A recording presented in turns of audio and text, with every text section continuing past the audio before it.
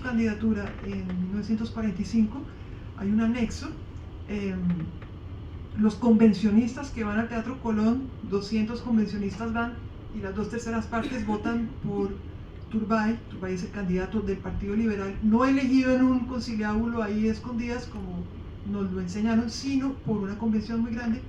Y ahí seguro tuviste otros nombres que yo no alcancé a rastrear y que probablemente te dicen sí, que había ese liberalismo, y también en las páginas del libro hay otras declaraciones. También había un, digamos, el colombiano, que fue el medio que yo más leí para esos años, también era muy virulento, era muy racista, de eso vamos a hablar, pero me alegra pues que hayas encontrado esa huella. Bueno, ya luego te haré una entrevista más a fondo sobre tu antepasado, que me imagino que es Sierra, y en el Valle, y en Medellín, porque esos son los detalles que este libro espera recuperar. Es decir, a mí me ha pasado mucho en redes, en Facebook, donde yo empecé a compartir sobre Turbay. Mucha gente de tu generación me decía, ya entendí por qué mi papá fue turbayista y no gaitanista. Yo que crecí, dice la persona, digamos, la gente nacida, no sé, después del 48, dice, yo que siempre fui gaitanista, pues porque obviamente eso nos han vendido, pero ahora ya entiendo por qué mi papá era turbayista y no gaitanista. Usted me está dando las claves para entender eso. Entonces hay como un eslabón que se perdió en la transmisión de la historia, que se ocultó. Bueno, y vamos a hablar también de todo eso. Nos quedamos debiendo una buena conversación sobre el papel de la iglesia. Mi abuelo lo intentaron excomulgar 3 veces, entonces luego hablaremos de eso. Pero empecemos con el libro, porque ya dimos unas pistas. Hay una pista que es el racismo de esta sociedad. Yo quiero como que tú nos lo muestres, nos lo cuentes, y como tú has vivido racismo en otra sociedad, pues cómo lo hacemos acá, cómo se hace en otro lado y hacia dónde va eso. Bueno, si yo en el prefacio cuento que quizás, decir que hay 2 elementos que hacen que yo me haya interesado por Gabriel Turbay. Bueno, hay 2 elementos de una coyuntura. La coyuntura se llama pandemia, donde me alejo de mis temas que llevaba y me meto en otros temas. A muchos nos pasó que la pandemia fue un momento pues, de, bueno, listo, hagamos otra cosa, a ver, ya que el mundo se va a acabar o qué sé yo, hagamos otra cosa, un momento de libertad. Y las 2 razones fundamentales son: mi padre es santanderiano, una, y segunda, yo soy migrante. Y ambas se unen en Gabriel Turbay. ¿Por qué? Pues Gabriel Turbay es santanderiano. Mi padre no es que hablara mucho de Turbay, pero cuando decía Gabriel Turbay, la forma como lo decía, la misma elocución, se oía el respeto por este personaje, siendo que mi padre Turbay muere en el 47, mi padre tiene 10 años cuando él muere, o sea que mi padre no fue precisamente jefe de campaña, nada de eso, era un niño, pero seguro a él le llegó eso, el respeto por este personaje. Entonces eso ahí a uno se lo transmite, la sola manera de hablar de alguien, a uno le llega eso. Entonces eso era lo primero, me llamaba la atención el respeto por un personaje que los manuales han tratado pues como el oligarca, el palo en la rueda o el fantasma. Son como las 3 imágenes que tenemos de Gabriel Turbay. O un hombre gris y oligarca, bueno, mejor dicho, todo lo que a uno le puede caer gordo.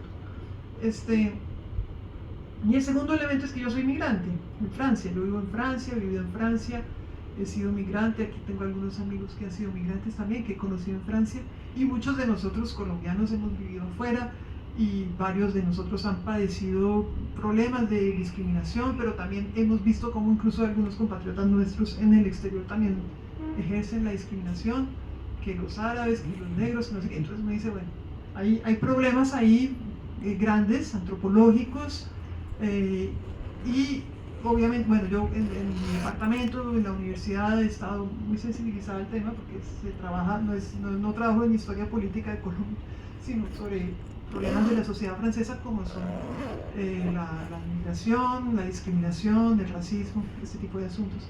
Entonces, sí, yo creo que el ser migrante y el hecho de saber que a él le gritaban turco no, pues me interpeló, me hizo interesarme también bajo ese prisma. Pero claro, lo que yo descubrí fue una cosa descomunal, no era un o sea, esos avisos de turco no son la punta del iceberg, avisos de punto no, letreros de punto no, que llenaban la plaza. Eso fue lo que me había contado mi padre en Bucaramanga, una plaza, haga de cuenta, un muro lleno de unos afiches así de grandes, turco no. Luego yo estuve y vi algunos de no esos, vi otros, había muchos afiches. Hay uno que pongo en el libro, reproduzco, ese está guardado, es una especie de tesoro porque es el único que yo creo que se conserva. No sé si aquí tengan uno, de repente, muy bien impreso, a color, en rojo, en rojos, sí, en rojos. Turco no, con una especie de, ¿cómo se llama? Como un sable turco, cimitarra, un sombrero tipo turco, una media estrella musulmana. Bueno, esto también, bien impreso, eso se metieron a hacerlo bien. Un buen diseño, entonces había gente ahí pensando en cómo no es un papelito ahí. Bueno, entonces la dimensión, eso es apenas la punta del iceberg, lo que yo encontré en prensa escrita. Lástima, no conseguí prácticamente registros audio, porque en esos años la radio fue muy importante, esa campaña de la radio fue muy importante. Pero no encontré registros, probablemente los botaron a la basura o nunca los guardaron, una de dos. De ahí la importancia, pues, de las bibliotecas, espacios como este, para que conservan ¿qué? La memoria del país, la memoria de lo que sucedió, la memoria de los hechos. Conservamos algunos periódicos y ya con esos son los periódicos. Es nauseabundo el nivel de racismo que uno observa. Entonces, no es toda la sociedad la que ejerce ese racismo. Hay una gente que lo está, digamos, utilizando ese elemento. No es solamente, no es que la sociedad sea racista per se, hay una gente que está alimentándolo. Y lo triste, bueno, ¿cuáles son esos sectores? Yo creo que sí hay que decirlo. Son básicamente Laureano Gómez y toda la prensa conservadora de Laureano Gómez a la derecha, o sea, el colombiano, la defensa en Medellín, la Patria, Manizales, el de Cali, bueno, no me acuerdo, muchos periódicos muy racistas, espantosos, y la prensa gaitanista, Gaitán, y los intelectuales que rodean a Gaitán también, espantosamente racistas. Eduardo Caballero Calderón, por ejemplo, que rodea a Gaitán, horriblemente racista. En la prensa liberal, El Tiempo, El Liberal, El Espectador, El Demócrata, Vanguardia, yo no encuentro lo mismo. Por eso insisto en que no podemos tampoco creer que es una fatalidad de toda la sociedad era racista.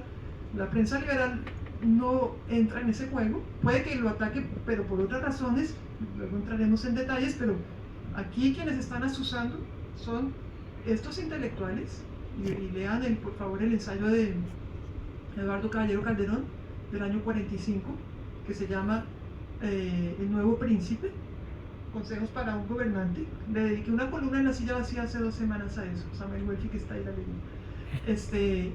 Es un ensayo de 200 páginas en donde Eduardo Caballero Calderón, en el año 45, dice: el odio es lo que nos define, lo que nos permite existir como persona y como nación. Y lo estoy diciendo, él lo dice mejor porque es un gran escritor, lo dice con su excelente estilo, bellísimo lo dice, pero lo que está diciendo es un mensaje de odio.